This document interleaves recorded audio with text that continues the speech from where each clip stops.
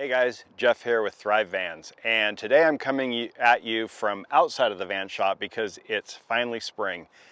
First day in the 70s here in northern Utah.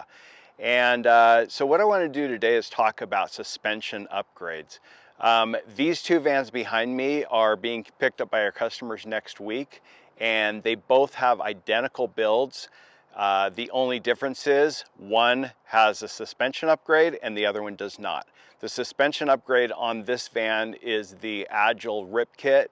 We also do the Van Compass suspension upgrades. They're both awesome, but this one has the Agile. So let me talk about some of the issues that these vans have once they're built out.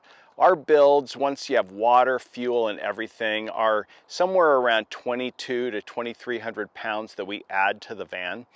And that's, it's not up to the capacity. I think the full capacity of the payload is like 2,600, but it's getting close. So really the van can handle the build out, but it's just so much better with the suspension upgrade. The biggest thing I noticed is in wind, you're a lot more stable with the suspension upgrade. And then also when you're going over irregular things especially like driveways, if you go at a little bit of an angle, if you've driven a van that's fully built out, you may have noticed that it just kind of rocks back and forth. But with the suspension upgrade, when you go over those, it levels itself out and it's just a lot more solid. On off-roads, it's a lot nicer. It's just a better ride, not as, kind of sloppy, I would say, when it doesn't have a suspension upgrade.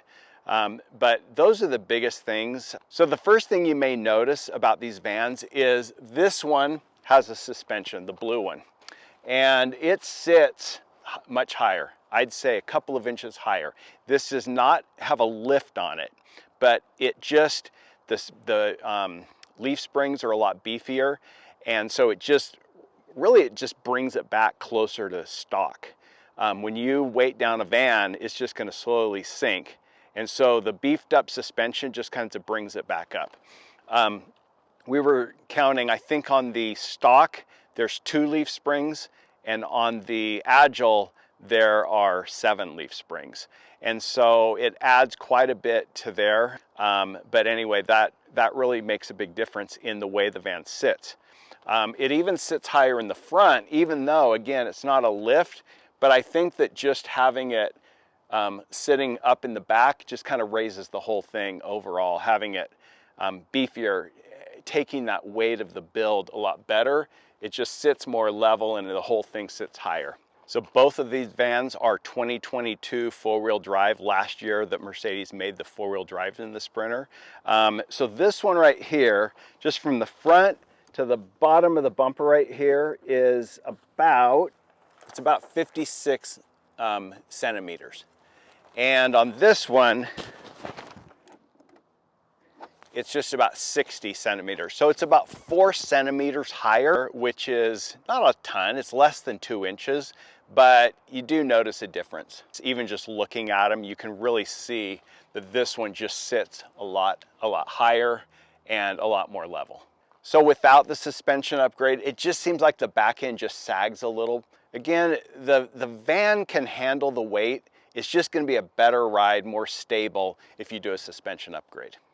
So I don't know how well you can see it here, but you can kind of see that the back end is just riding a little bit low. So I'm going to just measure this. On the front, this one is about 20 centimeters. In the back, it's about 165 centimeters. So let's go over to the one with a suspension upgrade and see what that is. So you can see here, this one has the Agile suspension upgrade, and this one in the front is 23.5, so about 3.5 centimeters, which is 1.5 inches or so. And so this one in the front is sitting about 1.5 inches higher. So this one's about 24 millimeters. And so that's about, 75 millimeters higher, which is about 3 inches. So we got about a 3-inch lift in the back, even though it's not technically a lift. Then underneath the van are what are called bump stops, and there are some big rubber pieces that one is mounted to the axle and one is mounted to the frame of the van. And these rubber things bottom out and keep the shocks from completely bottoming out. And so if you don't have a suspension kit, your bump stops are going to be pretty close. On the van without suspension, it's about an inch. And on the van with suspension, we have probably 2.5 or 3 inches in the bump stop. So you have a lot more travel. If you're in a van without the suspension upgrade, when you go over bumps or a rough road, you are probably going to feel those bump stops hitting and give you a really harsh ride.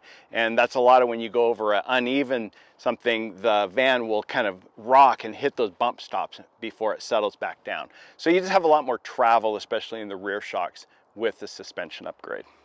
So really the question is, should you spend the money on a suspension upgrade or not?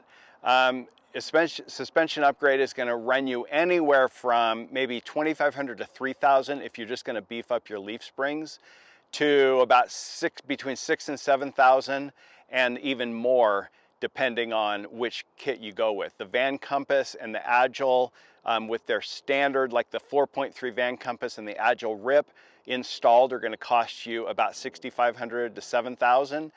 The Van Compass 6.3 is going to run you, I think it's about $1,000 more.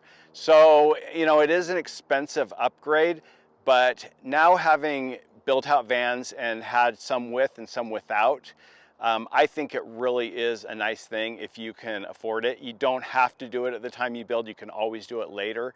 But if you're going to put all that weight into it, you might as well have it ready to go when you pick it up.